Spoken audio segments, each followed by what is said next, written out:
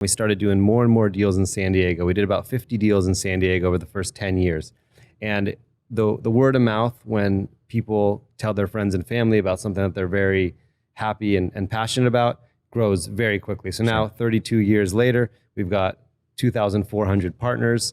We raise somewhere between 400 and 800 million a year. And we're usually doing somewhere between $1 billion and $2 billion in property acquisitions every year. All right, guys, welcome to another episode of The Report.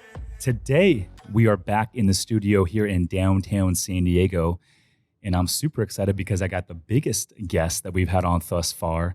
He owns 28,000 multifamily apartment units, $10.5 billion of real estate. I got Jeff Gleiberman. Jeff, welcome to the show. Thank you. Thanks for having me. Happy to be here. Yeah, likewise, man. I'm excited to connect and dive into this conversation. I know Jaden in our boutique hotel investing mastermind introduced us. I know you guys are friends and you guys golf together. Great friend, and really happy he connected us. Yeah, shout out Jaden. We love Jaden. But yeah, man, so just to start, why don't you give us an overview of kind of what you guys own today, what kind of markets you're invested in, and what kind of assets you guys primarily own? Sounds good. So again, Jeff Gleiberman, president of MG Properties. We own and manage apartment communities in 6 states on the western part of the United States. All these apartments were previously existing apartments. We don't do any ground up development. So we focus just on existing apartments, either core plus investments that are 10 years or newer, or value add deals that are somewhere between 10 and 30 years old. And at the business today, we have the 28,000 units, as you mentioned. We are fully vertically integrated. So we have in-house property management, asset management, and construction management. And we have about 880 total employees with 120 in the corporate office. That is a massive team there. And so you said 6 states in the western part of the country. What 6 states are those? We focus on the major metros. So we want to be in cities that have a lot of job growth.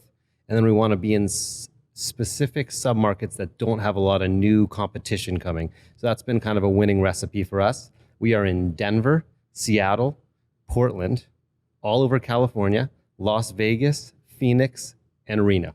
Okay. So with some of those markets are a little bit different, right? So you got California, a lot of bureaucracy, red tape, and a high barrier to entry in terms of new builds and new construction. But then you mentioned Phoenix, where Phoenix has a ton of new supply, a little bit less bureaucracy and a little bit more business friendly. And then you mentioned Reno as well. So talk a little bit about that. And I also noticed you said you guys are buying the Class A stuff, 10 years and newer, but also 10 to 30 years old value add. So it sounds like you guys have a wide range in terms of search criteria. Talk a little bit about that. Is that the same investor group that's investing in both of those? Talk a little bit about that. Yeah, so talking about geography first, the diversification is so important. So California, as you mentioned, extremely hard to develop. So there's not going to be as much supply coming. And we like that about it. We want to be buying in California. We've had a lot of success, but extremely hard to manage. Very, very renter friendly. Very, very hard during COVID with evictions and delinquencies. And then there's more business friendly states like Nevada and Arizona, where you're going to have a lot more development, which is going to be a headwind, but you're going to have a lot more job growth, a lot of people moving there. So just having that diversification in your portfolio is really important to us and to our partners. It is the same group of limited partners, and every deal we structure as a syndication where we're the general partner, and then we get a group of limited partners to invest with us. And it's the same group, and they're also trying to diversify and make their portfolio with us different. So by going into different areas, going into different deals, maybe a value add deal, maybe a core plus deal. But the main focus for our partners is cash flow. So we are looking for deals that have good yearly cash on cash return. And with some of the tax advantages of real estate investing, all the cash flow will be tax deferred during the hold period. Got it. And even if are you guys typically doing 5-year holds or 10-year holds? Closer to 10 years. Closer to 10. Yeah. So on average, we've held properties for about 7 to 8 years. We've sold 100 properties in our history, and 7 to 8 has been the average hold. Over the last 6 to 7 years, interest rates got so low and attractive, we were locking in 10-year fixed financing with the plan to hold properties for that full 10-year duration. Now that the interest rates have shot up so dramatically quickly, now we're going back down closer to the 7-year hold, maybe even closer to a 5-year hold. So depending a little bit on the market, it depends on the business strategy, but that 7 to 10 years has been our average. And why is that, with the rate environment being higher today, that you guys are shortening your hold period? We tend to follow the Chatham forward curve, which predicts the future interest rates. And no one's ever right, but most people think that interest rates are going to be lower in the next 5 to 10 years. Mm-hmm. So we don't want to lock in an interest rate for too long that is too high. But then again, we don't want to go variable in case it goes the other way and it keeps going up. We want to lock in that safety, that security, which is the most important thing to us. Downside protection, wealth protection is our number one goal. And we've never lost any investor's principal on any deal in our history in over 32 years. So there was about a 10-year run from, I want to say 2011, 2012 to about 2021, where we were in a compressing cap rate environment. And the difference between cap rates on C class, B class, and A class in 2019, 2020, 2021 became very, very tight, to almost where the cap rates based on class were on top of each other. Meaning, the cap rate back in, like, let's say 2012 for C class, and let's just say a given market was an 8 cap, an A class in that same market would be like let's say a 4 cap. But in 2020, 21, it would be like a 4 cap for a C, right? Especially the value add stuff. People are paying all this crazy money for C class value add, 1960s, 1970s product. And you could buy that same A class in that same market for 3 caps. So a lot of smart money started buying the A class. Now, obviously, with the rate environment, we saw a lot of people get caught with the floating rate debt. Early 2020, early 2021, myself included, we had a couple deals with the floating rate debt, and the rates went through the roof. And so we had to refi into fixed debt earlier this year. Are you guys still seeing this cap rate environment to where it makes sense to buy the Class A because of the compressed cap rates and the C-class stuff and the older product? The trend that you just mentioned was a very, very interesting trend to watch, and it couldn't be more true. Every cap rate was the same, no matter when the property was built, what the location was, and we started focusing on newer properties, better location.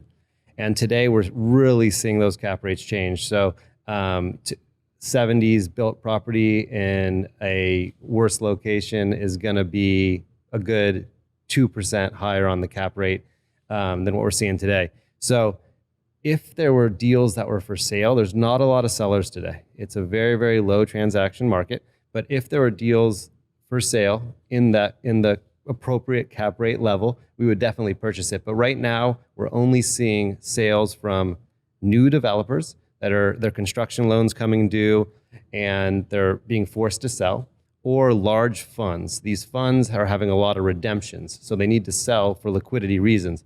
So right now, it's hard to see exactly where the sales are because there's not that many sellers. But you also mentioned variable rate debt, which we don't do. We only do long-term fixed financing, but a lot of people put on variable rate debt. Those rate caps are going to be coming up in the next year or two, and there's going to be a lot of pressure to sell. So we will be seeing a lot of opportunities over the next year or two. Yeah. Speaking of the rate caps coming due, and a lot of these, operators that got into the floating rate debt, I guess one of the reasons a lot of people did it is because they had the 1% prepayment, right? And so if you bought a deal that had a lot of value add potential and you felt, hey, we're going to significantly grow the value of this asset over the next 18 to 24 months, we can refi or sell and only have the 1% prepay, where the yield maintenance and the step down, that stuff is a little bit more expensive. And so you're seeing a lot of operators right now with the expensive rates having to make a decision. Do you refi right now into more expensive fixed rate debt, or do you just kind of hold on and hope that the rates go back down? Because you refi into more expensive debt right now with yield maintenance, and then the rates go back down over the next year to two. Well, now you're in another situation. So what would you do if you were one of those operators? Since we really focus on that fixed rate debt, we haven't looked too closely into the variable rate debt. But with the way the market's going, with some of the scenarios you just mentioned, it does seem like putting fixed rate debt on would be a smart move, just because taking more risk now, keeping that variable rate debt on your deal. If the rates continue to go up, you're going to be put in a worse position. These rate caps are going to get more expensive. So at least cutting it. Stopping the bleeding. Yeah, exactly. Stopping the bleeding right now would seem to make sense. Just depends a lot on the deal, the market, where the values are. In general, we've seen a value decrease of about 10 to 20% on average on total purchase price on kind of the institutional multifamily that we look at. So if you over leveraged and you had a really high leverage loan, it might, at some time, you got to go negotiate with your lender, need to work out a plan with them, or at worst case scenario, lose the property, which obviously no one wants to see. Mm-hmm. Yeah, I mean, it's definitely an interesting time that we're in right now. And I also find it interesting that you said the sellers right now that are selling are typically the new developers that have maturing construction loans. And so that's all new product. And then what was the second group that's selling? The second main group has been large institutional funds that have redemptions. So when people are redeeming out of people's funds, they need to be paid out and they need money for that. And so they have to sell real estate to pay out redemptions. And we are so lucky to be in multifamily. It is still performing well. Fundamentals are great. There's a lot of other product types that are not doing well, including office, which everyone knows is extremely underwater, and retail and other ones as well. So these funds are selling their better performing, more liquid assets, which tend to be multifamily. So we just purchased a deal from Clarion, big fund manager up in Fremont, which is Northern California. They purchased it in 2018 for $110 million. It rode the market a lot higher than that. And we just got it for $89 million. So it was a 20% discount to what they paid, below replacement cost, one of the highest cap rates we've seen in Northern California for over 20 years, and feel really good about the 7-year loan that we put on there as well. So we're seeing some good fund opportunities. We're seeing some good merchant build opportunities, and definitely finding deals. Just wish there was a little bit more. It's still very low transactions. Transactions are down about 80% year over year. Yeah. How important is for you guys when you guys go into these deals, whether it's a 7-year or a 10-year hold? How important is it for you guys on the front end to really understand who you're going to exit to and what that buyer is going to look like? Having the biggest exit buyer pool obviously is going to create the bidding activity, get you your best price. So that comes down to location is the main thing we're looking for. So we're really looking for these submarkets that are going to be have that job growth, have those schools, have the retail, the easy access to freeways, big list of things. And we do want to have different exit plans. The exit plans are kind of hard to plan because you don't know which REITs, which institutions, which private buyers, 1031 exchange money is going to be at the table then. But as long as we're focused on the actual real estate, which is the location, how it's built, then we can focus on upgrading, adding value, managing correctly, then we should have a good opportunity to sell to multiple different buyers. Yeah, that makes a lot of sense. I always say, you can renovate a property, but you cannot renovate the location, Right. And so obviously that's one of the things that's, drives a lot of the appreciation long-term with a lot of these deals. And, I feel like a lot of the deals that I've done have been value add deals where there's very, very little cash flow, but we create a ton of equity, right? And so whether it's a cash out refi or a sale, that's where we make a lot of our pop. And, with how low cap rates were on the multifamily side, I feel like it makes a lot of sense. But I also say from a risk-adjusted return basis, multifamily is the safest asset class out there. There's never going to be a replacement for two things: a place for people to sleep and a place for people to store their belongings. And so you can argue multifamily is evergreen. And as a function of that, I believe multifamily and mobile home parks are the only agency loans that you can get non-recourse. And so moving forward, obviously we're in a high interest rate environment right now. The Fed has all the control. What do you forecast in terms of rates moving and where they're going to navigate over the next 12 to 24 months? Yeah, it's been a very crazy rate market, that's for sure. We bought a very large 500 unit deal in the beginning of 22, and we got a 3% 7-year loan on it. And then interest rates went up 1.5 points that year to 4.5%, where they kind of started this year. and now they're in the low sixes. So we've seen interest rates double in about 2 years, which has just been absolutely crazy. So we're kind of following the inflation trends, the market, and we think that there's going to be one more rate increase, as most of the market does. It's going to stabilize over the next year, and then towards the end of next year, we'll start to see the first decrease. And it's going to be a slow decrease process from there, but we should be at reasonable interest rate levels in about 2 to 3 years. Okay. So you're thinking it's going to take at least another 12 months before we see any sort of rate cut, Correct. even with the election year coming up. Yep. Okay. I was just out in Houston interviewing Robert Martinez, the apartment rock star. He just had a $51 million loan foreclosed on that he bought early 22 on fixed rate debt. And this is one of the early ones that I've heard of. Do you foresee a lot of these operators that got into floating rate debt, they didn't increase their NOI enough to refi into fixed debt? Do you see a lot more of these deals coming down the pipeline? If you love real estate investing, passive income, and tax benefits, but don't have the time, my company, Summers Capital, is buying boutique hotels right now. We source the deals, we renovate the properties, and we even handle all the day-to-day management, making it truly hands-off for our investors. If you want to learn more to see if we can help you, visit summerscapital.com/invest to book a call with our team. Again, that's summerscapital.com/invest. Now back to the show. We have actually been surprised we haven't seen more yet. So very, very little foreclosures we've heard of or seen, but they're coming. It has to come. Just it's a numbers game, and just looking at the numbers, it's going to have to come, and that's where we're going to start to see a lot of opportunity. It depends on how many other buyers there are, and there's a lot of capital raised for multifamily. So depending on how many bids these deals get, it will determine how good the deals are. But there is going to be a lot of opportunities for good multifamily purchases over the next few years. Yeah. No, it's going to be definitely interesting to see how this plays out.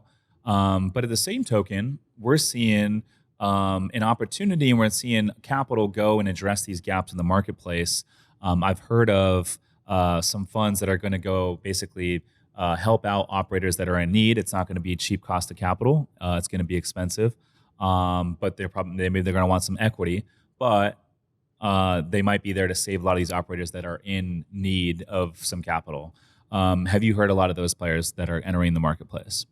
Yeah, we are seeing a lot of bidders. And so it's not an amazing time to sell right now. And most people know that. There are unique situations and certain buyers that need certain deals for certain reasons. So we will end up selling 3 deals this year, each one kind of a unique situation where either someone owned the property next door and wants to combine it with their property. They are in a 1031 exchange and need to get the money placed. And we can also use this time now to kind of clean up our portfolio a little bit too. We're selling our oldest, smallest deal right now, going to trade that into something a little bit newer. So we're definitely seeing money being raised, but it's a difficult equity market right now. So not a ton of institutional, if any institutional purchases being done. And then also, even on the private side, it's definitely hard for most groups to raise equity right now. Yeah. You mentioned it's not a great time to sell right now for obvious reasons. How come you're selling those 3 and 4 deals?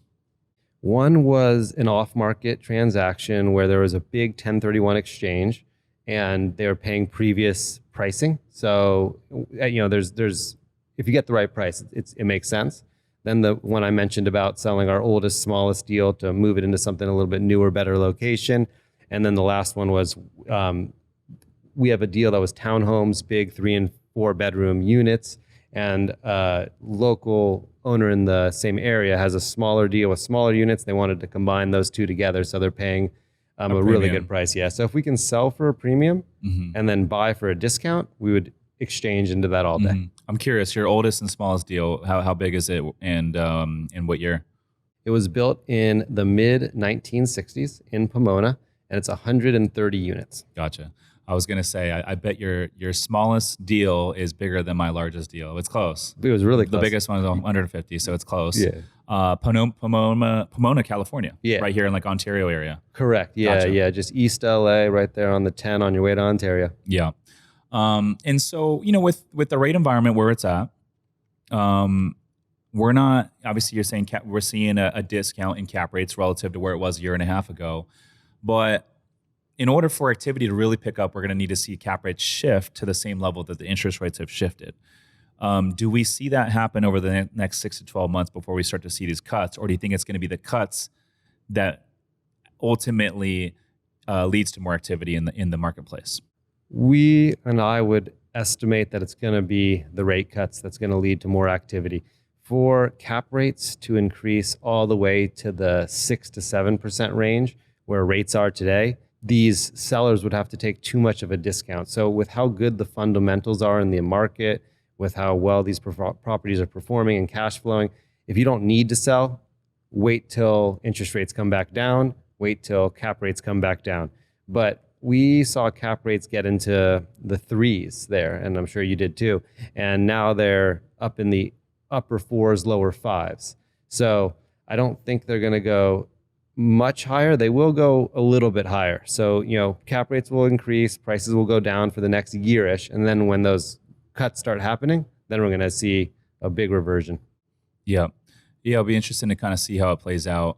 And so when you say, cap rates right now are in the 4s and 5s, how much of a spread are you seeing in terms of cap rates in Reno versus cap rates in Phoenix, or even some of these higher growth markets in California? We are seeing about a 50 basis point spread from the coastal markets, which tend to have the lower cap rates. So the Seattle, Portland, California, to the desert markets, which seem to have the higher cap rates.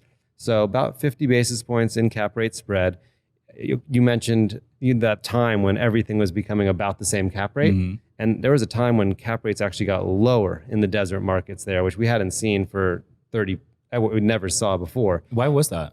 It was a very aggressive underwriting time, and people were seeing these large job growths, tons of people moving to Las Vegas, Phoenix, Reno, and they were paying very, very low cap rates with the hope of high rent growth.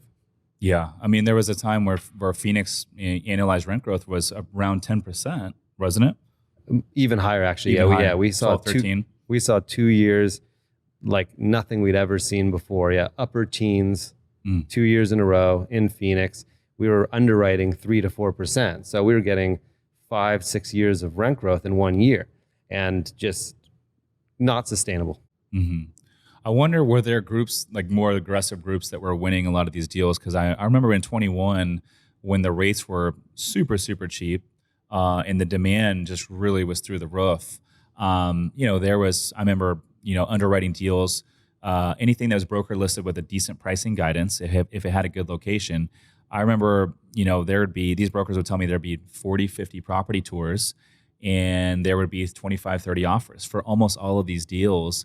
And I would circle back to see like what they traded for. And it's like these outrageous numbers that didn't even make sense from an underwriting standpoint.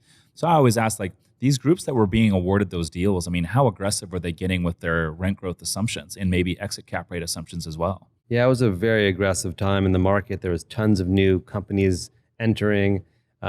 We saw more bidding activity on deals than we'd ever seen before. It was a function of extremely strong market performance from years of underdevelopment in both single family and multifamily development, and then also just unbelievably low interest rates. So on our current portfolio right now, 100 properties, the average in-place 10-year loan is 3.65. And so that would be over 6% today. And we were getting some 10-year loans in the twos, with our lowest one being 2.38. You can almost make any deal work if you're getting a 2.38 loan. So it was just and that was free fixed money. debt. That wasn't floating. Yeah, fixed Wow. 10-year IO. Just really, really unbelievable debt. It's free money. Yeah. So at the time, if you were putting on that type of debt, you could make the deals work and you could make the cash flow work. So they still could be cash flowing well. If you did the variable rate debt, then that's when there's going to be a lot of issues and a lot of workouts that are going to happen. Yeah. What's the biggest deal you guys have ever done? In terms of purchase price, the biggest deal is $330 million. Our average deal size that we see is usually between 80 and 100 million, which is about a 270 unit community in the markets that we look at. Since we do our own self-management, really getting above that 200 units threshold helps for economies of scale, for saving on expenses. So we're really targeting 200 plus units. Our biggest property is over 700 units. Now, with you guys self-managing, do you guys have a preference in terms of the high end of unit count? Like, do you guys not want to get over a certain unit count? The bigger, the better. The bigger, the better. Yeah, So there's no cap at all. No, they didn't build many properties over 500 units just because of land and the way developers were building over the last 40, 50 years. So very hard to find properties over 500 units, but really the bigger, the more efficient. How many units was the $330 million acquisition? That one was 450 units. It was in San Jose. So it was a big purchase price because the land is so expensive there and it's such an infill, good location with Silicon Valley right down the street, tons of tech jobs. We see a big difference in price per unit in California compared to a Phoenix, just as an example. So where we're sitting in beautiful San Diego right now, and there were deals trading 700,000-800,000 a unit for multifamily in San Diego, where you go out to the desert and the most you would have seen is 400,000 or 500,000 a unit, just because of land cost, permit cost, and really expenses. Yeah, that makes a lot of sense. And I've also noticed it, like, just from market to market, some markets just have a high density of smaller apartment buildings. And some markets have a higher density of just larger apartment buildings and not a lot of smaller stuff. Why is that in your imagination? Like, for example, if you go to Cincinnati, there are so many properties that are like 16, 20 units and under. But then you go to some of these other markets and you don't see much. I mean, why is that? The history probably of the land, the developers, and just what went on in the real estate and in each individual market. Kind of looking at San Diego, since we're sitting here right now, and we got North Park and Hillcrest and areas that have a lot of these 10 to 20 unit deals that were built by smaller developers over the years. And then we can go out to Phoenix, where there was a lot more land, a lot bigger developers, and you're seeing much, much larger properties. And on average, there's probably 10 to 20 sales of apartments that are 100 units or more in San Diego every year, where you would go out to a Phoenix and in the peak, you were seeing 100 plus transactions of 100 units or more apartments. So it's just a little bit of the history of the market and how the developers got in. Yeah. That makes a lot of sense. And so would you say, because there's not a ton of larger assets here in San Diego, are you guys not focused here? No, and over the years and more recently, there's definitely been a lot more, but still a lot less transactions than a Phoenix. So very, very difficult to purchase in San Diego. It's been one of our best markets, probably our number one best market over the last 30 plus years. We'd love to buy more here, but very, very little transaction volume. A lot of multifamily operators made a ton of money over the last 12 years. If there was one mistake that you guys made over the last 12 years, what would it be? So as a kind of de-risking strategy, we have always put on fixed rate debt. And now that looks amazing and we feel very good about it. But for 30 plus years, we were wrong every year. As debt kept getting cheaper and cheaper, we would have done a little bit better if we put on the variable rate loans.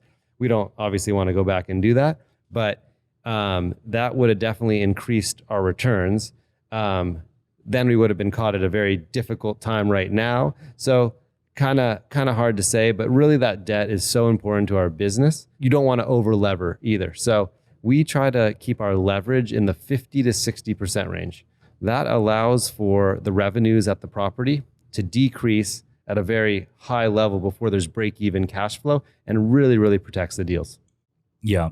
And so when you say, hey, we want to stay closer to 50% levered, is that because you're DSCR constraint, or you're saying the lender is willing to give you more proceeds on that loan, but you guys are going to bring in more equity just to have the safety net? Mostly the safety net, but we also want interest only, which is going to get you a little bit less proceeds.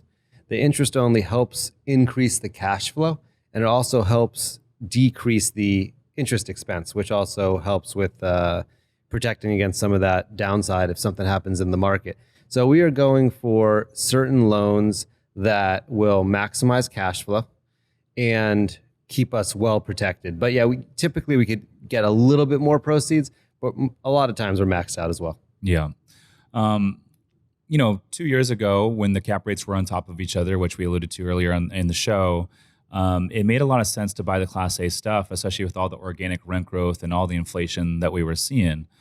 Now, it almost seems like we're in a deflationary environment. You could argue a lot of money is being sucked out of the economy, and we're in a high interest rate environment. And so given the fundamentals right now, and we're in a softening climate with pricing and cap rates are going up, does it make as much sense today to buy the Class A stuff as it did 3 years ago? Hey guys, real quick, the only way this show grows, the only way we continue to bring on bigger and better guests is if you guys rate, review, and share the show. So if you could take 2 seconds or the click of the thumb to review on Apple or Spotify, it will mean the world to me. But more importantly, we'll be able to reach more entrepreneurs and more real estate investors and help them build wealth through this podcast. Now back to the show. We do think so. And it's going to be very deal specific, depending on which kind of pricing you're seeing and which market you're in. We tend to stay away from urban cores where there's a lot of new development and people can go very, very vertical and build tons and tons of units. So we're kind of in suburban markets, less new supply, tends to have our rents grow at a faster pace. But it would be very, very difficult to make a value add deal pencil today because with rents softening, the market softening, it's hard to improve units to increase rents when the market is softening. So it almost makes a little bit more sense to buy the newer, nicer deals, but just in submarkets with not a lot of new development. Interesting. Okay. Because it's always a fine line. It's like, what do you, obviously when times are good, you can feel very confident about the rent growth that you're going to get. But in times like this, where we're seeing a lot of flat rent growth, and maybe in some markets we're seeing declining rent growth. How are you guys choosing to underwrite your rent growth? What are you guys assuming? And that brings us back to our tenure strategy a little bit. So always focusing on the 10-year time horizon, and then looking back at historical averages. We put in about a 3.5% to 4% average rent growth per year over a 10-year period. There's going to be some negative years, some flat years, some positive years. But if you put in that 3.5% to 4% average rent growth, you are most likely going to be very accurate on your underwriting to hopefully light, even conservative. Over this last 10 to 12 years, which has been one of the best cycles we've ever seen, rent growth averaged close to 6% per year. So with the 3.5% to 4% that we're putting in our pro formas, there is going to be some slower years, but there's going to be some good years too. And what we've noticed is the new construction starts have come to a halt. And so that means starting in 2026, there's going to be very, very little new product being delivered. And that means 27, 28, 29 should be really strong rent growth years. Talk a little bit about the new construction right now. And would you say this is primarily a function, I'm talking about the slowdown in new construction, is primarily a function of the rate environment and the uncertainty in the marketplace? It's a function of a few different things. First of all, construction costs have gone absolutely crazy. So it is very, very expensive to build today. In construction costs, there's construction loans, which have also gotten very expensive and really, really hard to get. And then there's less land since there's been a lot of developments.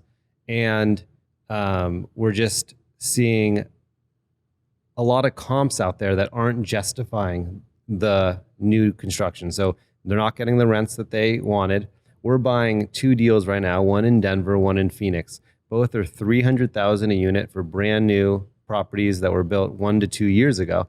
And that's below replacement costs. So when a developer sees those comps, they say we can't go build for $350, $400 a unit. If people are buying new product for $300 a unit, we're not going to be able to sell it. So then that halts the new development. And that's why in a couple of years, there's going to be very, very little new starts. Yeah, that makes a lot of sense. We just had a deal come down our pipeline in the boutique hotel side. It was one of our bridge lenders that we have a good relationship with. They were down here touring a property on Friday, and we caught wind that they're foreclosing on a new construction deal that they're taking back from the developer. And so we're going to pick this up for $136 a door, brand new construction, up in Northern California, up in Washington, up in the Pacific Northwest. And so I thought, man, I'm like, I don't know if you could rebuild this for that same cost, based on, to go back to what you were just saying. I think that's a very important metric for any real estate business. If you're buying something at below replacement cost, then over the long term, you're going to have a good buy if you're obviously also looked at location and operations and a few other things too. Yeah, that makes a lot of sense. So, moving forward, obviously, you forecasted the interest rate environment and the cap rate environment. Are you surprised? Because I know you guys have been in this industry since the early 90s. Are you surprised by the amount of demand that is in multifamily today, but also over the last 10 years? Because I imagine back in the 90s, the amount of demand that we've seen over the last 10 years was not the same in the 90s. Are you surprised by all this new demand? Yeah, there's when you mention demand, there's a few different types of demand, and we have seen tons and tons of renters. So home prices have gotten really expensive, and obviously we've talked about interest rates many times, which have gone up so much too. So it's extremely hard to get into the home ownership world today, and that is leading to a lot more renting, and also just people are more used to it. It's easier to move. They're not sure where they want to be. So we've seen a big trend to more renters. And I think that's going to really be a tailwind for us going forward. And then also on the demand for real estate investing, there's just a lot more with the internet and people talking about what they invest in and different podcasts and everything. Like this. Exactly. Just like people are learning that real estate is a real investment asset class that I should have in my portfolio. So we've seen a big growth in our investors in our business as well. And we do all our investors kind of word of mouth referrals, and we get multiple referrals every week. Yeah. And speaking of that, so, in order for you guys to really, buy all these assets, I always say, like, to build a sizable portfolio, you need two things. You need deal development and you need capital development. So on the capital development side, talk about what that kind of looks like investor-wise and all that sort of thing. Because I imagine to build the portfolio that you guys have, 28,000 units, you guys, have took really good care of your investors thus far, and you guys have a ton of investors. So talk a little bit about that arm of the business. So our business was founded by my father in 92, and the first deal was a 38-unit deal up in Vista. It had 4 partners in it, both my grandparents and my dad's 2 friends. Did very well, and we started doing more and more deals in San Diego. We did about 50 deals in San Diego over the first 10 years. And the word of mouth, when people tell their friends and family about something that they're very happy and passionate about, grows very quickly. So now, 32 years later, we've got 2,400 partners. We raise somewhere between 400 and 800 million a year, and we're usually doing somewhere between $1 billion and $2 billion in property acquisitions every year. Yeah. What are some questions that any limited partner or new investor, when they're deciding whether they should invest with a new operator, should be asking? Some of the biggest things that we've seen over the years, and people send us packages from all different companies, and we hear stories from other groups that they've been very happy with and other groups that they've not been happy with. And really, some of the main things are company track record, being through different cycles, being an expert in what they do, doing it many times, having skin in the game is really important.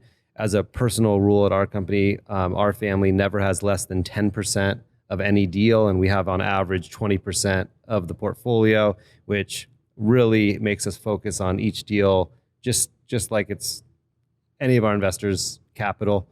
And also that vertical integration, the in-house property management, asset management, property management, it's been so important in the downturns, in saving on expenses, on knowing which properties to purchase. And those are 3 things that I would look for in any sponsor and any investment. Yeah, I agree with you. I think having some skin in the game creates the alignment of interest. But also, you mentioned being vertically integrated and having that property management company. 1, it gives you full control. But 2, if you have all these deals and you're raising money from investors and all that, I think the property management arm is one of the most important arms that determines the success of that project. I was interviewing Robert Martinez. He was the one that just foreclosed on that $51 million note. I asked him, I said, well, what was the biggest problem there? And he said the biggest issue was right when they closed on that deal, they were fully integrated. They had in-house property management, and that was really their competitive advantage all these years. And he said right before they closed on that deal, they went to third party. And he said when they went to third party, a lot of their deals, occupancy took a dive, a lot of their expense ratios took a dive, a lot of their renewals took a dive. And because of that, this particular deal, obviously it had some other issues with it, but the main driver of why this deal got foreclosed on was they went third party. And so that is something there's something to be said about that. Yeah, no, that property management is invaluable. I mean, when something changes in the market, we can pivot really quickly, put the right people in the right places. Also, just having that knowledge of which properties are performing best, so we can know which submarkets to focus on when deals come for sale. We can really know what the expenses are, what kind of concessions there's going to be, what the rents are going to do, and it's been extremely important for our business model. Would you say out of all the aspects of your business, you guys have multiple arms, right? You got the deal development, which is finding the deals, getting them underwritten, broker relations, and then you got your capital development, which is all investor relations, and bringing in capital to fund these deals. But then you have the property management arm, right? The operations. Would you say that the property management arm is the most workload intensive out of those three? By far, yeah. So of the 880 employees we have, I would say 800 or 750 are in the field at the properties doing the daily maintenance management and really boots on the ground. And so with 28,000 units, we've got 100,000 residents. And that is a lot of things that can go right. It's a lot of things that can go wrong, work orders, people moving out, different projects. So yeah, that is by far the most labor intensive. Wow. So you said 750 boots on the ground. I would have guessed it would have been a much larger number amongst the 28,000 units. Yeah, in general, in the multifamily space, for every 100 units you have at a property, you need one inside the office, one outside. Yeah, so on a 300 unit property, you're going to have 6 full-time employees there. And some need a little bit more depending on the area, some need a little bit less, but that's a general rule. Mm-hmm. And so that comes out to that 750. Yeah. One in, one out. That makes a lot of sense. Now here in California, I don't know if it's a California thing or more of a San Diego thing. I've never owned larger multifamily here, but is it true that you need an on-site manager here for like X amount of anything that's over a certain unit count? Yeah, what is that? It's pretty small. Nothing that we've looked at for many, many years. So I don't know the exact number. I think it's in the 10 to 20 unit range. Yeah, how does that make sense though from an economies of scale standpoint? Is there like a loophole around that? I think you can have a semi-employee, just someone that maybe checks on a few things, not a full employee for the smaller properties. Okay. But or maybe like one of your tenants, you give them a little kickback for I think that's what's going on. Yeah, we haven't played in that arena for a long time, but yeah, and I do know that you do have to have some type of on-site employee for a certain amount of units. What are some of the major value add components that you like to utilize in your business plans, especially when you target the older stuff, the 10 to 30-year-old product? What are some value add strategies that you guys like to implement first, like rubs, that sort of thing? We like to look at the leasing path first. So we want to do paint, signage, anything that's going to be on a leasing walkway. So we can do clubhouse, gym, pool, any amenities. Really want to bring it up to the top level. So that will help compete against the newer product that's getting the highest rents. And then on the interiors, we're doing floors, cabinets, hard surfaces, lighting package, fixture package. So we wouldn't move anyone out per month, but on normal turnover, we can get 8 to 10 renovations per month, which takes a few years to do all of them at one of our properties. But we are doing many, many value add projects on tons of deals in different markets. So if you pick up a property, are you guys, in terms of the comp set and identifying what you want to turn this property into, what's the best way to identify that? I mean, are you guys, turning a C plus into a B plus? Talk a little bit about that, and how do you identify what you should turn your property into? On average, we're doing B minus to B plus. So we're trying to find B locations, B to B minus properties, and we're trying to bring them up to B plus A minus. It's not going to get the top rents of the brand new property that was just built with the best amenities, but we want to be pretty close and an affordable option to that property. So that's been a very good plan for us so far. And when the value add opportunities are back in the market stabilizes, there's definitely going to be some opportunities to find that kind of B minus to B plus. So for that product that you're talking about, where you're taking it from a B minus to a B plus, are you guys going appliances black to stainless, and countertops? Are you guys going from Formica to granite? Yeah, exactly. Exactly. And then you mentioned the wet area. Are you doing the wet areas LVP, or are you doing the entire floor plan LVP? We will do anything that's going to help us compete with the competition. And there's a lot of things you can do for not a lot of money that make a big difference, like cabanas at the pool, just some better you furniture. Said, cabanas at the pool. Yeah, okay. Yeah, better furniture in the clubhouse. But really having that really nice feel when a resident comes up and is about to tour, and also having that good service, which you can do with your own property management company, good leasing, good following up, just blocking and tackling. What are some tips to improve the exterior that might be a big lever, but not for a ton of capital? Paint's always the biggest one. It makes such a big difference. Landscape second. So if you paint and landscape a property, you can really change an 80s built property to make it feel like a 90s or 2000. Okay. What about like signage, like new signage, and maybe some new lighting, uplighting and stuff like that? Yeah, on a lot of new properties, on a lot of properties that we're doing value add that are maybe built in the 80s or 90s or 2000s, we can do a full rebranding. So rename the property, new signs, get a new reputation going, because they've usually been managed by third-party managers and that keep rotating in and out, and they maybe don't have the best reviews online, which are very, very important these days. And so going in, doing a big rebranding, signage, and everything has been very successful for us. If you guys inherit a property that has great reviews online, will you guys keep the branding? We will. You will. Yeah. Now, when you rebrand the property, you're starting over with 0 reviews. And then in terms of SEO and like Google search rankings, you're going to be non-existent when you rebrand. How do you guys take it from non-existent SEO and 0 reviews to try to make a splash in the marketplace under this new brand? We have a full marketing team, full-time in our office. Someone's just focused on SEO. One's just focused on marketing. One's focused at the properties. One's focused online. So really, it's having a great marketing team and just getting everything set online. So are these? You're saying at the property level, you guys will have one staff member at each property that's their key role, is just the marketing for that property specifically? In our corporate office, okay, we have full-time individuals that focus over the whole portfolio. Gotcha. No, that's interesting, because we do the same thing with the hotels. A lot of the hotels we're buying are underperforming, right? And so the reason they're underperforming is because they have bad reviews. And then obviously we're doing these big renovations, and so for us, we're always rebranding.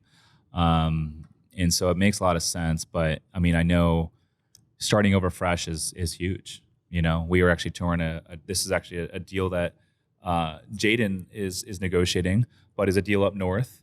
And we went to go tour on Monday, and this is a smaller boutique hotel, 44 units. And the front desk, she's like, we're basically going up there. The broker and the seller doesn't want the staff to know that it's being sold. And so they said, hey, just pretend like you're a guest. You're interested in blocking off a group of rooms, and you want to tour some of the rooms. And so we approached the front desk lady, and she literally turned us away. She just said, hey, we don't do groups of rooms. So go try the hotel next door, which is their competition. So, a hotel that has 22% occupancy, severely underperforming. She's sending people to the hotel next door. And so that's one of the reasons why their occupancy is so low. And the seller is terrified to let this lady go. Yeah, it's just basic blocking and tackling. Yeah, if you just do the basics at the property, you're going to be ahead of almost all your competition. And then if you can go above and beyond, you're going to outperform. Yeah. What about let's say replacing HVAC units and sealing and striping parking lots and that sort of thing? Do you guys, like if you have to replace, let's say 60, 70% of the HVAC units and the rest have a few years left, do you guys just replace them all No, we'll keep them all until they're completely until they're shot? used. Yeah. So we have a full construction management team, about 25 professionals that are managing the whole portfolio and looking at every piece of every building. And we actually have a full due diligence team as well. So when we buy a new property, we go through every system, every unit, get third-party reports, make sure that everything is set for our entire 7 to 10 year hold. What do you guys do if there's a handful of units that you could not get into for whatever reason? Do you guys go back and you won't move forward with the PSA until you can get into all the units? Or will you overlook them if there's just a few? Hasn't happened too much. So at our property level, if you give a 48-hour notice, you can get into any unit. If for some reason we can't, then we'll go back and check it out and just make sure that it has the refrigerator and the basics and just check some of the piping and just do a couple of checklists. So we will go back, but we haven't had that issue too much. Yeah. What about when it comes time to, renovate these units?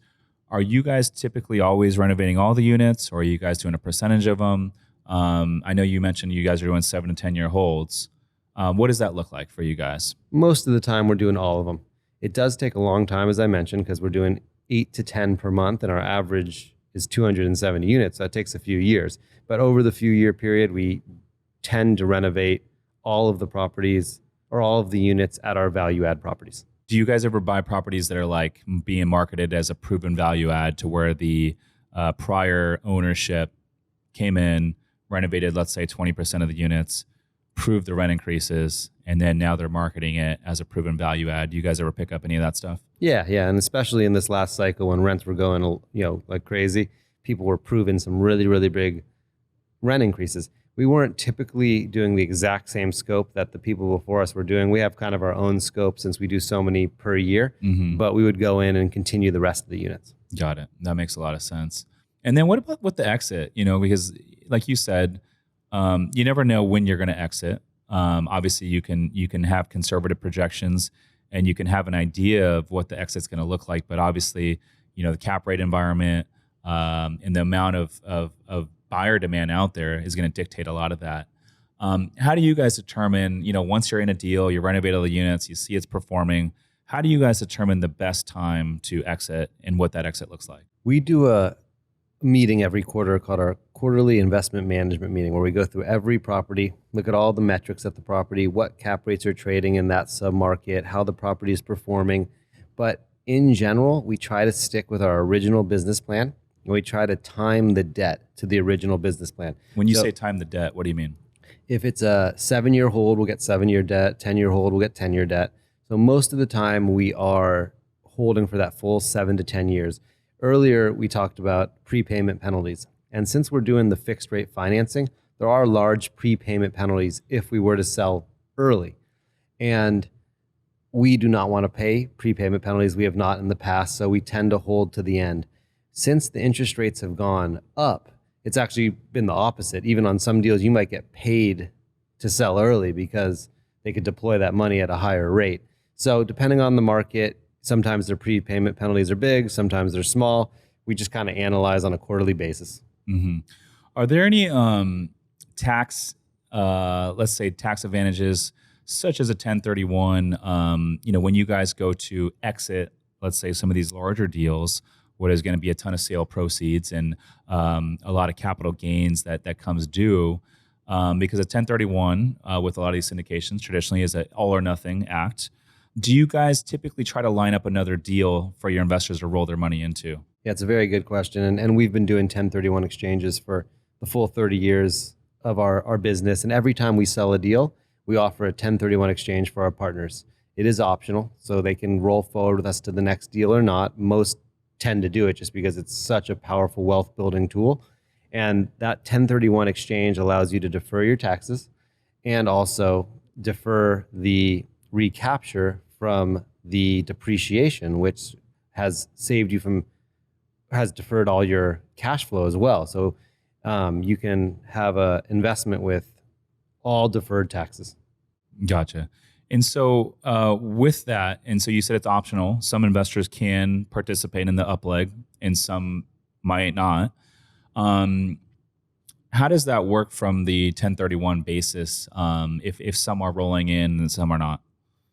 As a limited partner, your interest is transferable. So you can sell it.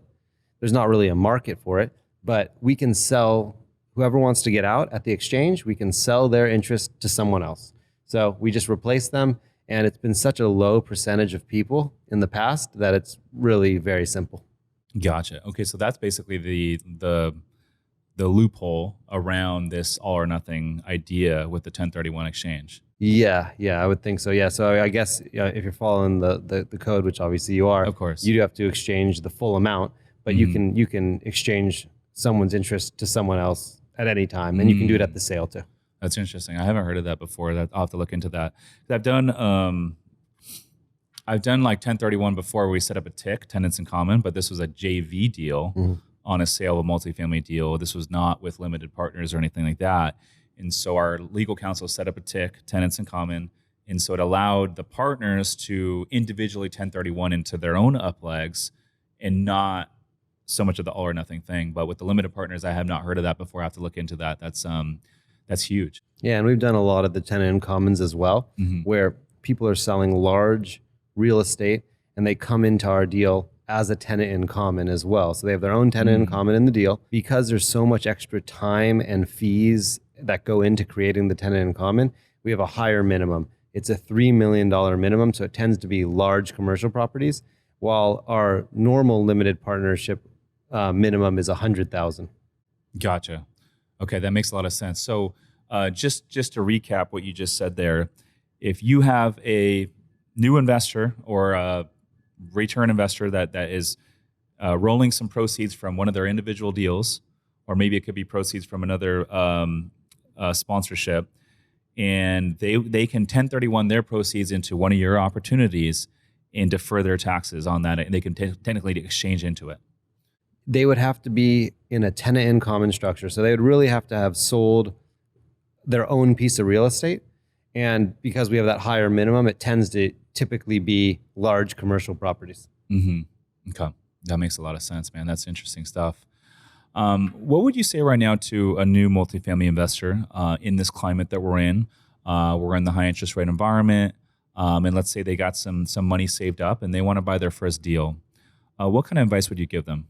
Our philosophy is not to try to time the market. It's to focus on the real estate and to buy deals that are going to outperform other investments at that time. So we think that right now is a great time to get in the market.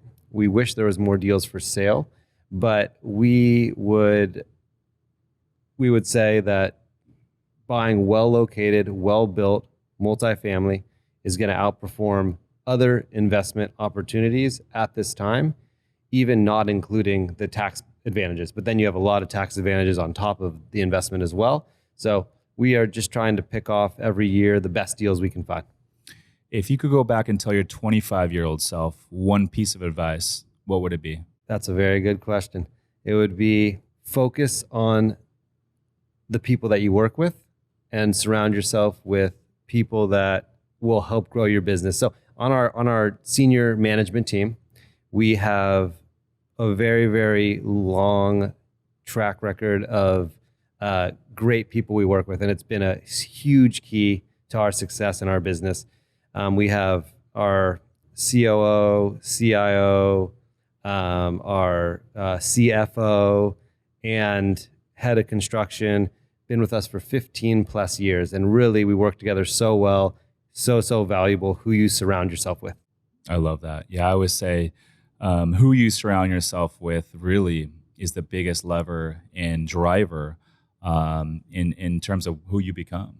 And I'm just a big believer in that. And I think sometimes that means you have to cut certain people out of your life, and it doesn't need to be forever. Maybe it's just for a little bit, but without change, there will be no growth. Jeff, it's been a pleasure, man. It's been an honor interviewing you, and I'm just so inspired by everything that you're doing on the multifamily side. So thank you so much for taking the time today. Really appreciate you having me on. Great to see you, and Look forward to catching up again soon. Appreciate it, man. He's Jeff Gleiberman. I'm Rich Summers. Listeners, thanks for tuning in. We'll see you in the next one. Peace.